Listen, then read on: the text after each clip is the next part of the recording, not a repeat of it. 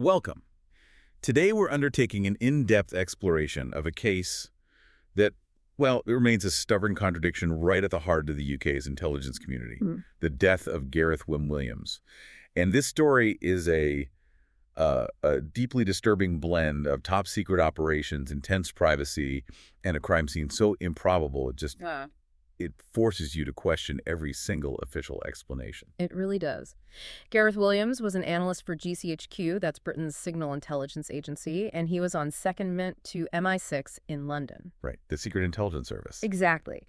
And in August 2010, at just 31 years old, his life ended inside a supposedly secure flat in Pimlico.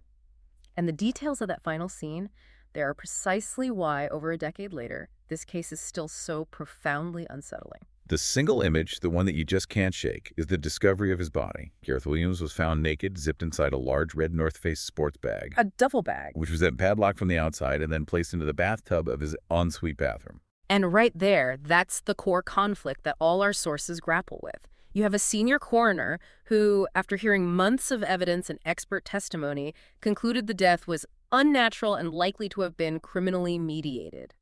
She was satisfied he was killed unlawfully. An unlawful killing? Yes. But then, the Metropolitan Police's subsequent extensive reinvestigation concluded that the most probable scenario was that Williams died alone, accidentally locking himself inside that bag. That gulf, unlawful killing versus a solitary accident, it's just massive.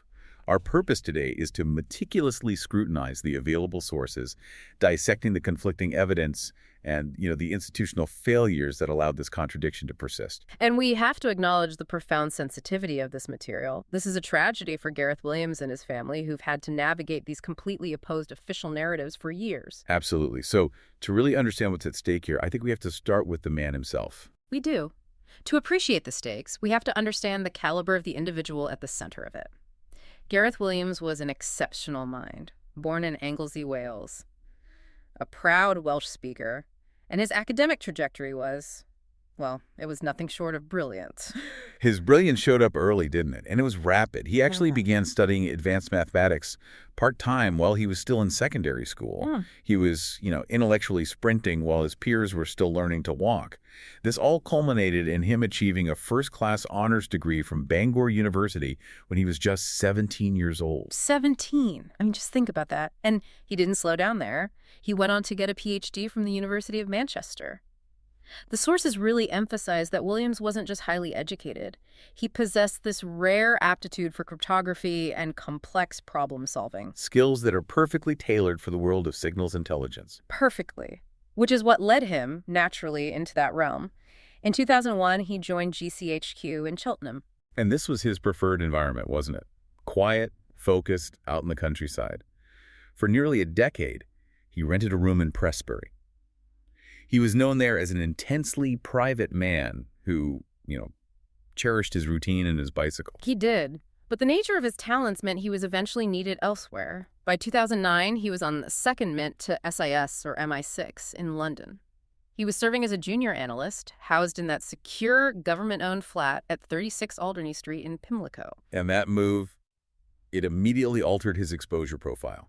It shifted him from a technical, sort of unseen environment in Cheltenham right to the operational front lines in central London. And this is crucial. The sources confirm he was immersed in highly volatile, high-stakes international intelligence work. He had recently qualified for operational deployment and was collaborating directly with the highest levels of U.S. intelligence. The NSA and the FBI. The NSA and the FBI, yes. His specific focus was tracing international money laundering routes. Now, we need to pause here and really appreciate what that means. This isn't just basic white-collar crime tracing. Not at all. He was dealing with the financial arteries of major global organized crime groups. The sources specifically mention he was focused on Moscow-based mafia cells. So when you are tracking international money laundering on that scale, you're not just following paper trails. You are actively disrupting the foundational funding for these ruthlessly efficient, often state-adjacent criminal networks. These are entities with global reach, vast resources, and frankly, zero tolerance for exposure. If Williams was getting close to identifying significant assets or agents, the danger level was just exponentially high. Right. The work itself provides a clear and compelling potential motive for professional foul play. It links his death directly to the sensitive information he possessed. Absolutely. But then you have to juxtapose that professional risk against his personal feelings about the job in London. Yes, the sources paint a picture of a man who was profoundly unhappy with his immediate surroundings. He was, as we said, an intensely private individual, a keen cyclist. He preferred the solitude and physical exertion of rural life. He strongly disliked the culture he found at SIS. It was characterized in the sources as the rat race. It involved flashcard competitions and a post-work drinking culture. For a highly introverted, intensely focused mathematician, this environment was just clearly draining and completely incompatible with his personality. And this discontent is such a critical detail because he wasn't committed to the London Post long term. No, not at all. The sources confirm he had formally requested to end his assignment and return to GCHQ in Cheltenham. His London second custom was actually due to finish very shortly, on September 3, 2010, right after his scheduled annual leave. So if he was targeted because of his work, that timing is deeply significant. That's incredibly significant. An adversary may have felt they had a very, very small window of opportunity to neutralize him before he returned to the deeper protection and more insular environment of GCHQ headquarters. The convergence of that high operational risk and his imminent departure, it just creates a highly ambiguous context for his final days. It does. Which brings us to the scene of the tragedy itself. And we have to start with the timeline of the discovery, which has drawn so much justified criticism. It's devastating. The estimated date of death was the early hours of Monday, August 16, 2010. Williams was supposed to have attended a work meeting that Monday morning. He didn't show up. And yet, the alarm bells did not truly ring for an entire week. A whole week. The discovery itself only happened after colleagues initiated a welfare check. Police eventually entered the flat at 76 Alderney Street on Monday, August 23rd. A full 7 days after his suspected death. That delay, that 7-day gap, is the primary ghost haunting this entire case. It's a catastrophic loss of forensic opportunity. I mean, no matter how advanced your forensic science is, volatile chemicals dissipate, trace DNA degrades. Time-sensitive thermal readings are lost. Exactly. And decomposition sets in, which fundamentally compromises your ability to determine the exact cause and mechanism of death. And the scene itself was chilling. Almost staged in its impossibility. Williams's remains were found inside that large, red North Face duffel bag in the ensuite bathtub of the main bedroom. He was naked, and the body was already decomposing. And what made the decomposition so much worse was another baffling detail. The flat's central heating had been turned on. In August, in London. The heat accelerated the breakdown of soft tissue, contributing significantly to the loss of forensic evidence, particularly for things like toxicology and trace chemical analysis. But the key forensic puzzle is, of course, the bag. The zipper was fully closed, and the 2 zipper tabs were secured together by a small padlock. And crucially, that padlock was locked from the outside. And this is where the puzzle just enters the realm of the absurd. The key to that very padlock was found inside the zipped and locked bag underneath Williams's body. Right, so this single fact requires either an external killer who locked the bag and then somehow slipped the key back inside, which is physically impossible. Or it requires the victim to perform an almost physically impossible feat of self-locking. Let's talk about the forensic absences, because they're just as significant as what was there. They really are. First, there was no evidence of forced entry into the flat. However, the integrity of that scene was immediately questionable. The door and its locks were removed by MI6 personnel or police before forensic experts could thoroughly examine them. That act alone just instantly creates suspicion about the chain of custody. Of course it does. And more damningly, investigators found no injuries or defensive wounds on the body. Toxicology tests confirmed the absence of alcohol or common recreational drugs. Now, the decomposition complicated the analysis, but there was no obvious physical trauma. And the lack of fingerprints. I mean, this presents a major challenge to the accidental death theory. Police found absolutely no fingerprints from Williams on the padlock itself or on the rim of the bath surrounding the bag. Which you would expect. If he had climbed in or struggled or locked himself in, you'd expect transfer of some epidermal oils or prints. The absence strongly suggests the bag was lowered in by someone wearing gloves, or by someone performing a maneuver so pristine it just defies logic. And then there's the DNA. The findings initially just added to the confusion. Fragments of DNA from at least 2 other individuals were found on the zipper toggle and the bag handles. Right, but investigators later tried to dismiss these. They did. They tried to dismiss them as cross-contamination, a process that involves some pretty intense scrutiny and some controversial methodology. But that initial finding pointed away from a solitary event. The family, who were understandably skeptical given everything, alleged publicly that crucial DNA evidence was interfered with. They said that fingerprints left at the scene had been intentionally removed as part of a cover-up. And the coroner later explicitly criticized that 7-day delay in reporting him missing, regardless of who was responsible for the death. She said it compounded the family's suffering and severely limited the investigation's effectiveness. Which seems undeniable. Once the death was confirmed, the security apparatus of the British state immediately took over the inquiry, didn't it? And that changed its nature entirely. It did. Almost instantly, there was a security blockade. We know that the heads of SIS and the Metropolitan Police met very early on to manage the inquiry because of the explosive nature of Williams's work and his direct collaboration with U.S. agencies. This signaled to everyone that this was not going to be a standard homicide investigation. No. And this is where political intervention became formal. The U.S. State Department requested maximum secrecy regarding Williams's work.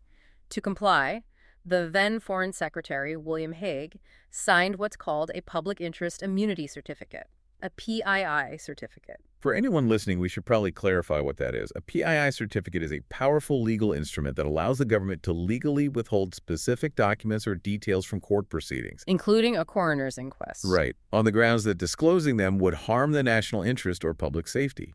And the use of that certificate here immediately fueled suspicion of a cover-up. By legally mandating that details about Williams's operational duties and his joint ops with the NSA and FBI be withheld from the inquest, it created an intentional veil of opacity. It prevented the coroner and the public from fully assessing the professional risks he faced. Exactly. It effectively steered the investigation away from the espionage angle right from the very start. And perhaps in an attempt to counter that narrative of MI6-related foul play, the police allowed details of Williams's personal life to leak, which, well, the media sensationalized them almost immediately. They did. This included the fact that he had intermittently visited bondage websites, though the activity was noted to be for short periods, usually 30 minutes to an hour at a time, and police stressed there was no evidence of obsession. They also highlighted the approximately 25,000 pounds worth of high-end women's clothing found in his wardrobe. And while these details provide some context on his private interests, the way they were released and amplified, it led to suggestions that the death was linked to some form of sexual activity or autoerotic asphyxiation gone wrong. Which the coroner later addressed head-on. She rejected the involvement of sexual activity or autoerotic practice in his death. She strongly condemned the leaks about cross-dressing as a possible attempt at media manipulation. That's a huge implication, isn't it? A suggestion that state agencies might have deliberately leaked details about his private life to pivot public attention away from a potential assassination and onto a tragic, self-inflicted incident related to sexual deviance. It's a massive implication. And this personal context also included a strange incident that happened 3 years earlier in Cheltenham. Right, while he was working for GCHQ, his landlady found him tied to his bedposts, shouting for help. He claimed he was just testing his ability to get free and exercise into escapology. The landlady and her husband had to cut him loose. They, along with later investigators trying to piece together a narrative, believed the incident was likely sexual rather than escapology. And this event became a cornerstone for those advocating the self-infliction theory, suggesting a pattern of fascination with confinement or restraint that might explain his final bizarre predicament. Exactly. Meanwhile, the initial investigation also pursued external leads. Right, well, They all went cold.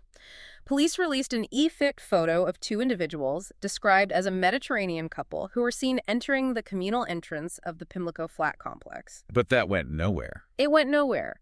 Police later definitively determined that these individuals had nothing to do with the inquiry. They were simply misidentified residents or visitors. Another false trail that consumed valuable resources and time. And we can't overlook the compounding effects of that major forensic blunder.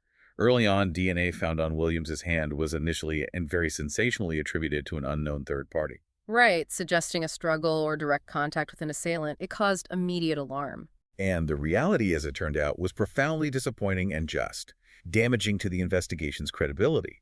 The DNA contamination came from one of the forensic scientists. It was a wholly internal error.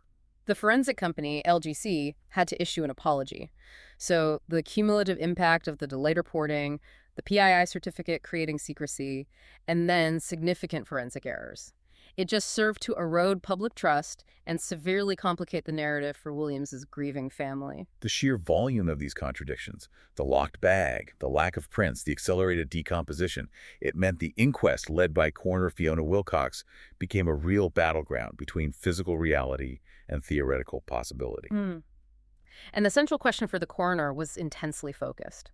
Was it physically possible for Gareth Williams to have locked himself inside that bag naked and unaided?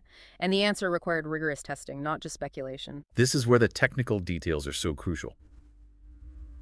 2 expert witnesses were called to test the self-locking hypothesis.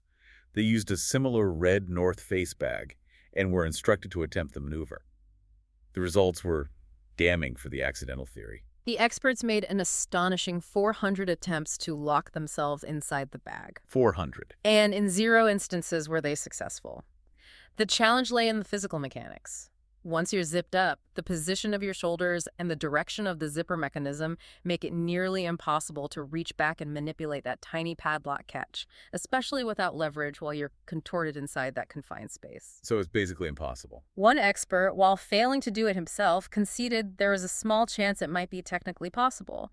But the overwhelming consensus presented to the coroner was that Williams could not have locked the bag himself. And this evidence was central to her final determination. And the pathological evidence seemed to back that up. It did. Pathologist Richard Shepard suggested that because of the very specific contorted position in which Williams's body was found, he was most likely still alive when he entered or was placed inside the bag. He said positioning a corpse in that manner would have been extremely difficult. So if he was alive, the manner of death would have been terrifyingly rapid. Incredibly rapid.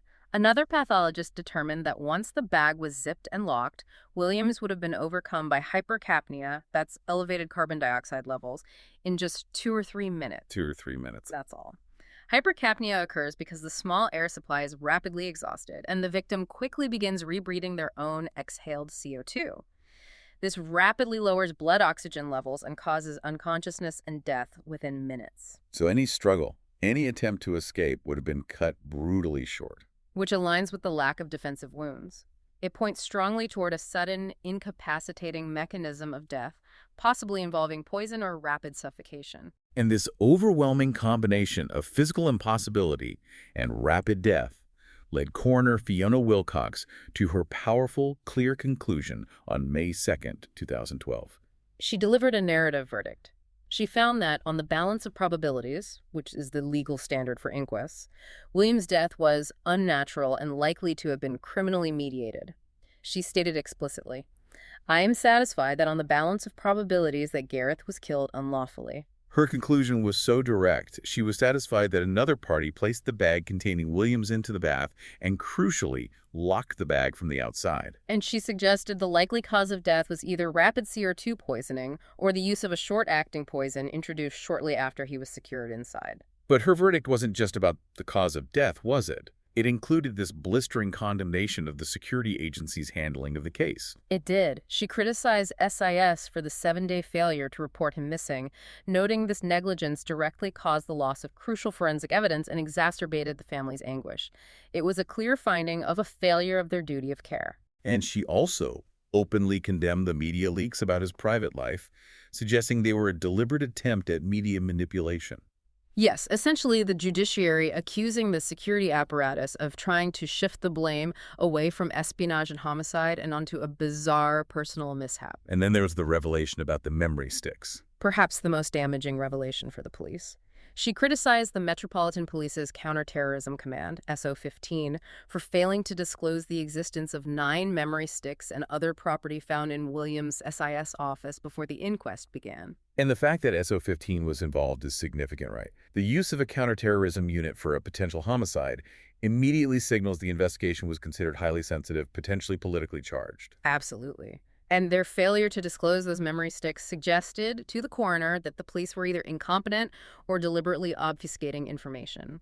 It made the possible involvement of SIS staff a legitimate line of inquiry that had not been properly pursued. After this explosive verdict, the family released a statement, and they voiced their belief. They did.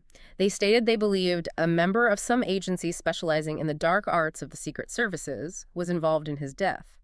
For them, the coroner's forceful, evidence-based verdict just solidified their suspicion of professional foul play and a cover-up. So the coroner's verdict of unlawful killing, along with her very high-profile criticism of SIS and the police, it was essentially a public demand for accountability. It was, and this prompted the Metropolitan Police to launch a comprehensive 12-month reinvestigation into the matter. And this reinvestigation was significant because the police claimed they were granted unprecedented access to serving MI6 staff. Yes, this was supposed to address the issues of secrecy and lack of cooperation that the coroner had highlighted. They re-examined all the evidence, including those failed self-locking attempts, and they conducted new interviews. The expectation was that this would either confirm the coroner's finding or, definitively prove the self-locking theory with some new piece of evidence. But when Deputy Assistant Commissioner Martin Hewitt announced the final police stance in November 2013, the result was a complete rejection of the coroner's conclusion. A complete reversal. The police ruling stood firm. Despite all the new access, they found no definitive evidence of third-party involvement. The official ruling was that the most probable scenario was that Williams died alone in his flat as the result of accidentally locking himself inside the bag. This is where we have to apply maximum critical scrutiny.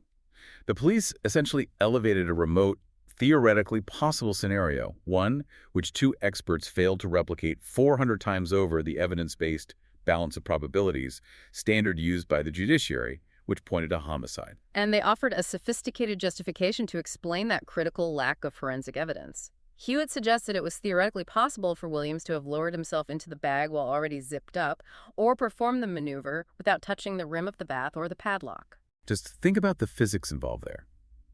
This explanation is trying to account for the crucial absence of his fingerprints on the bath rim and the padlock. It requires an extraordinary act of contortion, performed naked, alone, in a confined space, with precision movements that defy the physical realities that were demonstrated during the inquest. The police's conclusion rests entirely on the premise that Williams executed an impossible maneuver perfectly, resulting in his accidental demise, may be linked to his prior interest in self-confinement.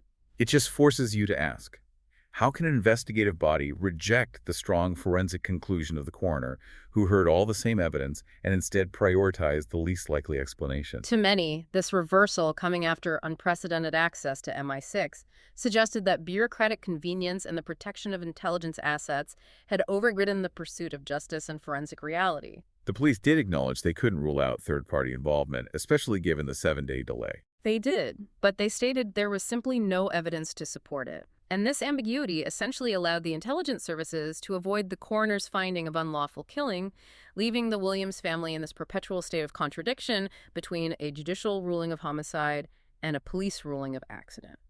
And because those official conclusions remained fundamentally irreconcilable, the cases remained open in the public mind, allowing alternative theories rooted in espionage to persist. And to gain traction. The most sensational of these theories emerged in 2015, linking Williams's death directly back to his sensitive work tracing organized crime funds.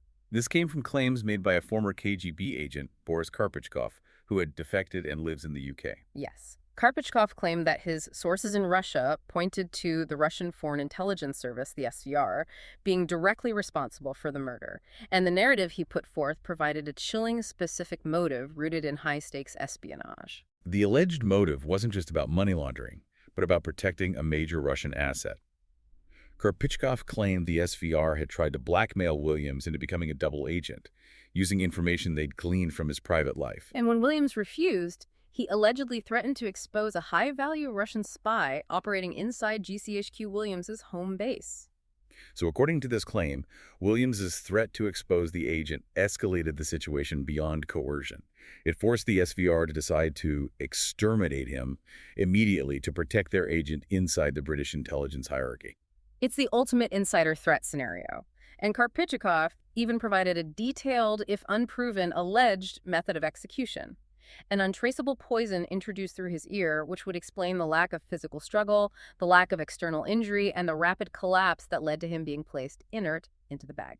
That theory provides a complete, if unverified narrative that aligns the extreme method of death with his operational exposure. It does. And while it remains a single-source claim, its existence highlights the enduring difficulty in accepting the police's accident ruling, especially when the victim was tangling with organizations capable of executing such complex, untraceable assassinations. And it's important to recognize the cultural resonance of this mystery, isn't it? Yeah. The 2015 BBC Two television series London Spy was loosely based on the Williams case. It was. The sources confirm that the narrative of professional intrigue, assassination, and government cover-up capture the public imagination far more vividly than the narrative of a bizarre, isolated accident. And then, fast forward nearly a decade after that police reversal, and the case continues to generate movement. It does. In 2024, the Metropolitan Police concluded a further independent evidence review, which was prompted by a prior forensic report in 2023. And this review is specifically focused on re-examining the critical DNA evidence, trying one last time to definitively prove or dismiss the presence of a third party. But the conclusion mirrored the police's long-standing position. The review found no new findings of DNA that could be conclusively linked to an external assailant. It confirmed there was no evidence that a third party was present at the time of Williams's death. So it essentially reinforced the police's earlier accidental death conclusion, even while failing to explain the physical impossibility that underpinned the coroner's original forceful verdict. Exactly. So after years of investigations, a damning inquest, a high-level police reinvestigation, and a recent forensic review, the fundamental contradiction remains perfectly intact. We have the judiciary's conclusion of an unlawful, criminally mediated killing set against the security services and police's persistent ruling of a solitary, bizarre accident. And the core tragedy here is that the systemic failure, that inexcusable 7-day delay in reporting him missing, it destroyed the forensic opportunity needed to resolve this contradiction. That failure is the reason why, more than a decade later, we cannot move past speculation. It's why the family continues to grieve without a settled truth. It's just a profound failure of the institutions that were designed to protect him, both in life and in death. And when you look at this through the lens of institutional secrecy, the case forces you to consider the ultimate difficulty in separating professional espionage risk from private life mysteries, especially when those security agencies are involved in controlling the flow of information. The essential chilling question this case leaves us with is this. Is it possible for a death to be both accidental in its immediate mechanism, say hypercapnia, but criminally enabled and covered up in its execution? If an intelligence analyst was forced into that situation by actors connected to the enemies he was tracking. The enduring ambiguity of Gareth Williams's final moments serves as a powerful reminder of how challenging it is to find closure when security and intelligence services are linked to contested deaths. If you are interested in exploring how the Williams case fits into the wider context of contested conclusions, you might want to look into other listed unsolved deaths or complex, unusual deaths in the 21st century where the state's involvement has raised similar questions. We deeply appreciate you joining us for this extensive analysis of this complex and deeply sad story. We appreciate your attention. Thanks for listening.